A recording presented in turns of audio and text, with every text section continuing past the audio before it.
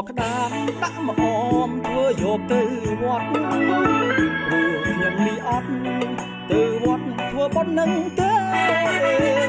អនសំនំកអមដល់ឆ្ងាញ់វិដោយដៃម៉ែដាក់បិណ្ឌមិនដែលរំលងទេដើម្បីវេចង្ហាន់នៅវត្តដាក់ទ្រូដាក់មកកៃយកត្រីទៅអាំង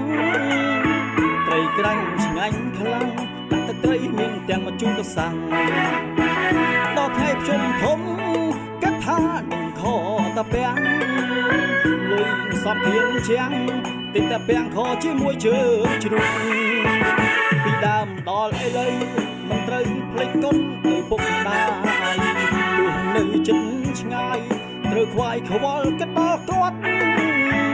គិតដល់ព្រះរួចហើយចាំយើងទៅវត្ត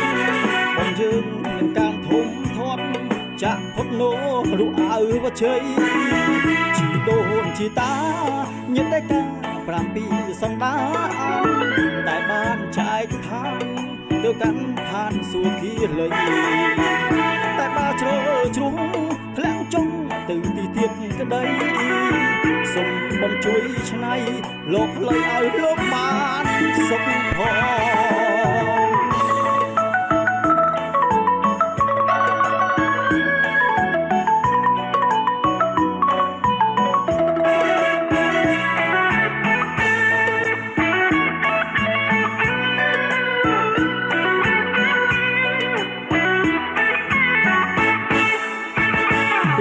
ដល់ឥឡូវមិនត្រូវភ្លេចគុណឪពុកម្ដាយទោះនៅជិតឆ្ងាយត្រូវខ្វាយខ្វល់គិតដល់គាត់គិតដល់ព្រះរួចហើយណាចាំយើងទៅវត្តបងយើងនឹងវិការធំធាត់ចាក់ផុតនោរុអៅវត្តជ័យជីដូនជីតាញាតិតែកា7សន្តាន